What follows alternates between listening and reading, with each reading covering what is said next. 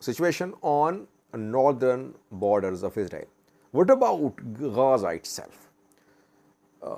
If ground invasion of Gaza is launched, obviously it would lead to casualties. Two types of casualties.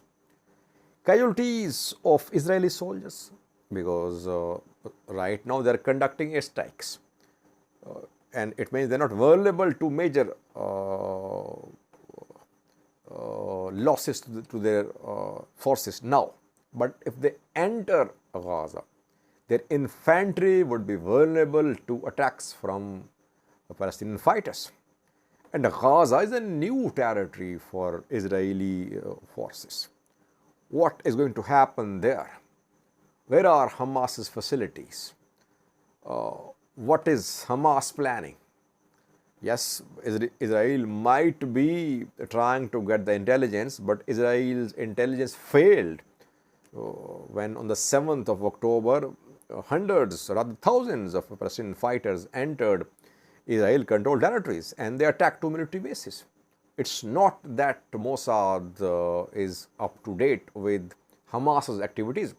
So Gaza is an unknown territory for Israeli infantry. Israeli Air Force is known for being very competent. What about its infantry? Its infantry suffered, if you remember, in 2006 when its infantry entered Lebanon. What happened? Hezbollah repelled IDF's ground invasion and Israel had to retreat back then. So you'll see casualties of Israeli soldiers. Can Israeli government afford to have big number of casualties? Though we know that in Israel a unity government has been formed, interim government during this wartime. Opposition leader Benny Gantz and Benjamin Netanyahu are on the same page. Yair Lapid isn't the part of the government. He will increase pressure upon Israeli government. If Israeli soldiers start dying in Gaza, what will Netanyahu do? Secondly, casualties of civilians. Israel is warning civilians to leave northern Gaza. It wants to attack northern Gaza. Why? Because northern Gaza is easy to handle. It shares border with Israel in two directions, eastern, northern sides. It is narrower than I think southern Gaza. So entirely it's easy to attack northern Gaza than southern Gaza. Israel is telling 1 million people of North Gaza to move towards South Gaza. And I've been reporting that these people are still there in their homeland. It means if Israeli military enters northern Gaza and street fighting starts, which will happen there, you will see casualties of Israeli soldiers, casualties of civilians too. Civilians could die in large number, and that would lead to mounting pressure upon Israeli government from Middle Eastern countries, Arab countries, international players. Can Israeli government sustain this pressure if large scale casualties of civilians happen? And what is the end game? US has made it clear. I think Biden spoke yesterday saying that occupation of Gaza would be a big escalation. It would be devastating. It means that US is not supporting control of Gaza by Israel forever.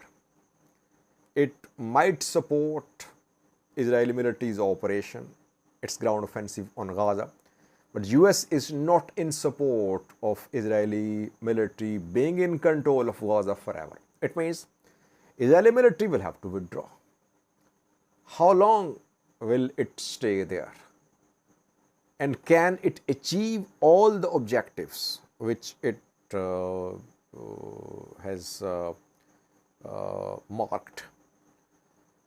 I think that US wants Israel to launch a quick operation to capture Hamas commanders, commanders of PIJ, Palestine Islamic Jihad, attacks on ground attacks on some facilities of Palestinian groups, and then immediate withdrawal.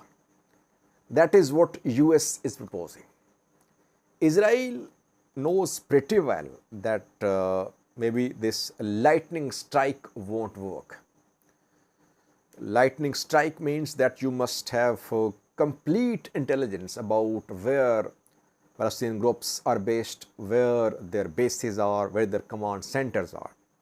And no one really knows where Palestinian groups are, because despite thousands of airstrikes which have been conducted so far on Gaza, we are seeing that rocket missile firing capability of Palestinian fighters is still intact. It means their facilities from where they are firing rockets, missiles are intact.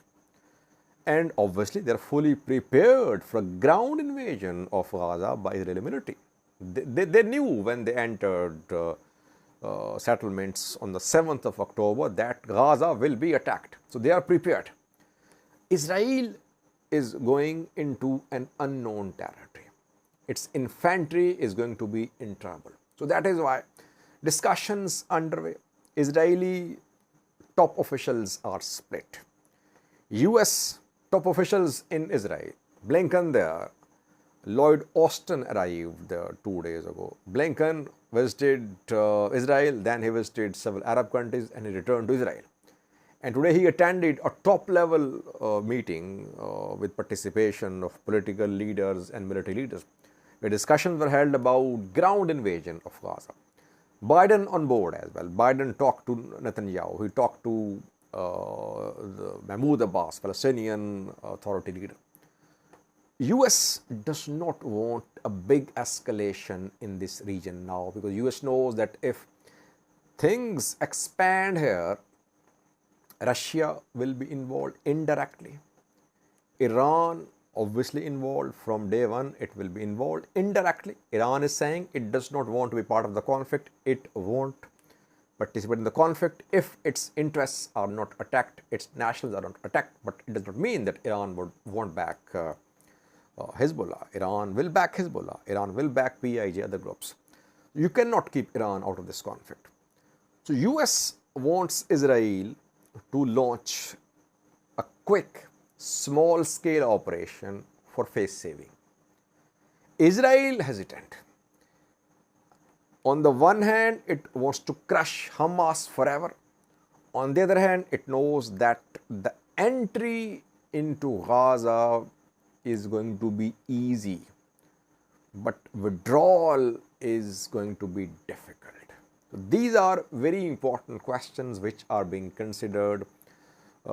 Israel at some point is going to launch ground invasion of Gaza. I think if American position prevailed, we could see a quick attack on Gaza, maybe for a few days, where Israeli military will try to wrap up the ground invasion by capturing Palestinian leaders and destroying their hideouts, capturing weapons, and to create the impression that Hamas's structure has been destroyed.